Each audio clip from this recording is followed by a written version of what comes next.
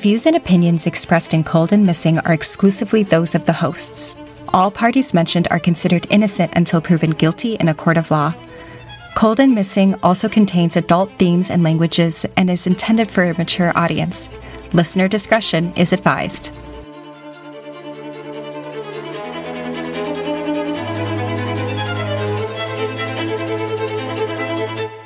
Welcome back, everyone. Welcome back.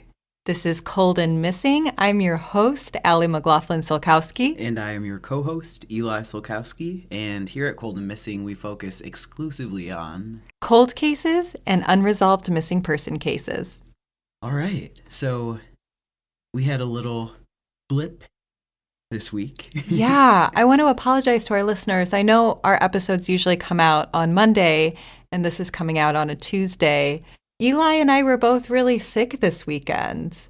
You much more than I was. Yeah, I don't think I've mentioned this before on the podcast, but I get chronic migraines, so I get like 15 or more a month. And I'm usually able to white knuckle through them to get the podcast out, but this past weekend was just a 3-day nonstop migraine fest. So I went ahead and took the time to rest. I'm sure if you've ever had a migraine, you will understand. And thanks for joining us on a Tuesday, and we'll be back to our regular schedule next week. Well, we're definitely glad to be back, even if we're a day behind schedule, but I think our followers are with us. What do you think, honey? I think they're there. Yeah. So without further ado, enough waiting. Yeah, we have a cold case this week. We're on a cold case, yes. Alrighty, let's get to it.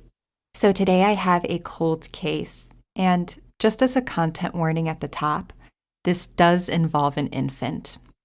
This is the cold case of baby Victor, an unknown baby that was found in Fairfield, Connecticut in March of 1986. But first, a little bit about baby Victor. So Victor was actually given that name by police because they believe that they will be victorious in solving this crime. Victor was likely born on March 13th, 1986. He would be 37 years old today. He was white with brown hair and brown eyes. He was 20 inches long and 6 pounds. And now a timeline of events. On Friday, March 14th, 1986, 3 town conservation employees were emptying trash cans at Lake Mohegan near an area known as the Cascades. It was a popular jogging and hiking area. It was also known as a makeout spot, and the occasional party would break out there.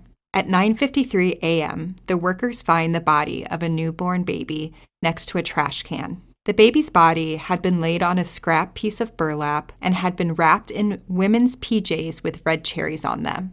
A piece of plastic was laid over the baby, and surrounding him were pieces of food, fruit, coins, and trinkets. Immediately, police began to wonder if the baby was part of a ritual. Police Captain Joseph Sambrook says, quote, "We kind of feel that maybe the baby was the result of an unwed mother, or maybe was conceived by someone other than the woman's husband, and due to archaic religious beliefs, the baby had to be killed and this ritual performed.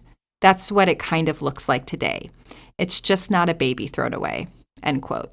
On Saturday, March 15th, 1986, Victor's autopsy is done, and it's revealed that he was alive when he was born, and the official cause of death is suffocation. After death, his jaw was broken, and injuries were made to the head and face. But police don't go into what they are. They say that it's too, quote, shocking, end quote, but that the marks could have some sort of religious significance. Captain Sambrook says, quote, "We don't believe it is a cult-type thing, but we suspect that some sort of ceremony was performed," end quote. Police began talking with religious officials and anthropology professors about what this could possibly be. It's also around this time that police are contacted by a bank data processing center that was located at the Kings Highway Black Rock Turnpike traffic circle in Fairfield. According to police, employees heard screaming coming from the women's restroom on March 13th, the day before Victor was found. Then employees heard a baby crying. No one in the office checked the noises out, and the bathrooms were only accessible to employees. Later that evening, a cleaning crew found a large quantity of blood in the women's restroom. The crew cleans it up, leaving no trace, and again, doesn't report it. On Tuesday, March 18th, police believe heavily that the killing was part of a ritual and they begin to zero in on Santeria. However, very quickly, people with actual knowledge of Santeria shut this down. Alan Howard, the professor of anthropology at the University of Massachusetts, Boston, says, quote, "Categorically, nothing that was done to harm the child had anything to do with Santeria," end quote. Since baby Victor was found, police had been scouring the area looking for clues. They'll use bloodhounds, aircraft, and deploy divers into Lake Mohegan and the nearby Mill River, but they'll all come up empty. On Thursday, March 20th, this is 6 days since baby Victor was found, police announced that they are going to be operating in a, quote, media blackout, but hold firm that the murder was religious or ritualistic. Police also invite Detective Richard Alvarez, a detective from New Jersey who had investigated cult-related killings, to Fairfield to review the case. And then from here, the case really goes cold. It is a little hard to research because the baby didn't have a name until 2011. But in everything that I could find, the next thing that pops up is actually in 2009. In 2009, so this would be 23 years since baby Victor was found. In reviewing the case, police review the crime scene photos and notice graffiti on a picnic table 20 to 30 feet from where Victor was found. The graffiti ultimately leads back to a Bridgeport West End gang who used to hang out in the area. In March 2011, so this is 25 years since baby Victor has been found, police reopened the investigation. It's also at this time that he's given the name Victor. Police began re-examining the evidence to see if there are any things that can be tested with new technology. And from this, police are able to pull a full DNA profile from the pajamas who they believe were Victor's mother, and they believe the DNA profile is Victor's mother. But then that is all that I could find. In 2018, there was a 32-year anniversary where they went over the case again in the local media, but that was really it. There was no new evidence that was revealed in 2018. So if you know anything about the death of baby Victor or the identity of baby Victor, you are encouraged to call Detective Carrie Dowling at the Fairfield Police, and that's 203-254-4840, or you can email her at kdalling, that's KDALLING, at town.fairfield.ct.us. Or you can call the tip line at 860-548-0606. And there is a $25,000 reward. And the sources for today's podcast come from the Hartford Courant, and I read 7 different articles by them. They really covered this case, especially in 1986 when it was happening. The Daily News, the Post-Star, Press of Atlantic City, Ashbury Park Press, Connecticut.gov, ConnecticutInsider.com, and ConnecticutPost.com. So that is the case of baby Victor. And thank you for the trigger warning, or just like the content warning. Oof. Yeah, it's a hard one. I mean, they all are, but and I know we've talked about this before, specifically in cases that are cold and missing, the discarding of like the human life. Mm-hmm. In this case, it's just, there's no way for that not to feel like very palpable and present, because that's literally what happened, or seems like that. And it's just, honestly, honey, it's like kind of difficult to talk about.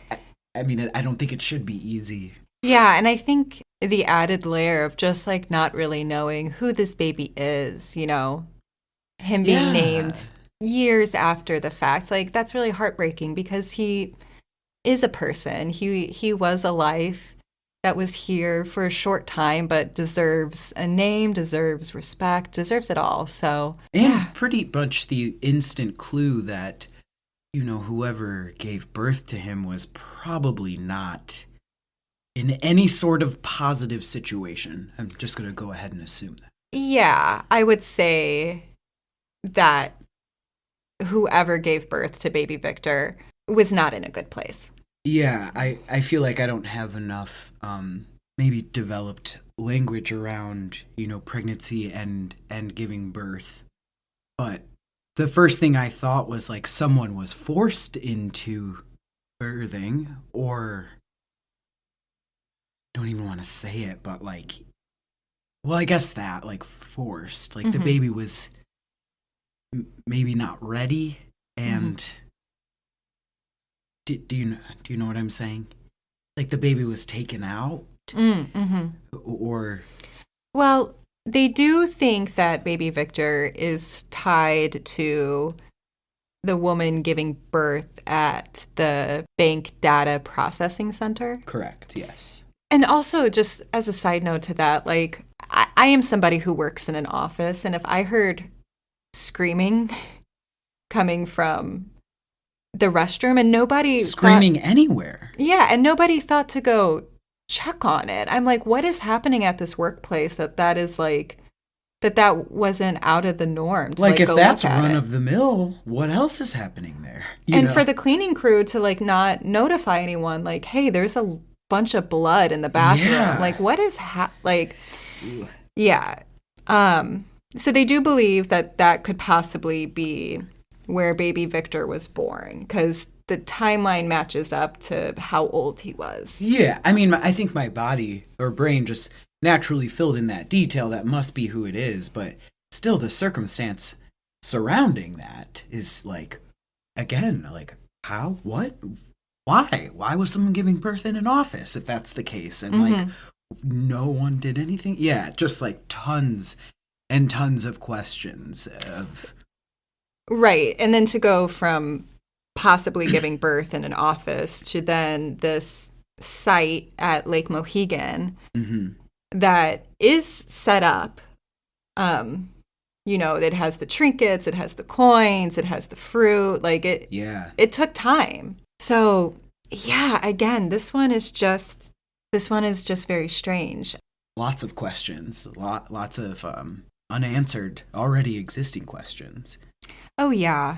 And again, if you know anything about what happened to baby Victor in March of 1986, please call the tip line at the Fairfield Police Department at 860-548-0606, or you can contact Detective Carrie Dowling directly at 203-254-4840, or email her at kdalling, that's KDALLING, at town.fairfield.ct.us. Yeah, that is all we have. So again, as we always pitch at the end of our podcast, if you would like to follow us, we're going to be posting more about baby Victor this week on our Instagram. You can follow us at Cold and Missing. While you're in your podcast app, getting ready to go to your next show, if you could leave us a review or subscribe so that way you never miss an episode. If we ever have to go on a Tuesday again, you won't miss it. You'll be right in the know, and you'll have the new episode there when you wake up in the morning.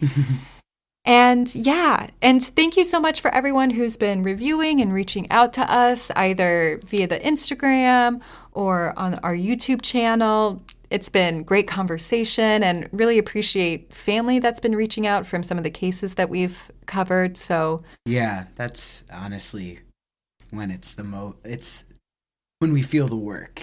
Yeah, that's the best feeling in the world, is to have family say thank you. It's very humbling.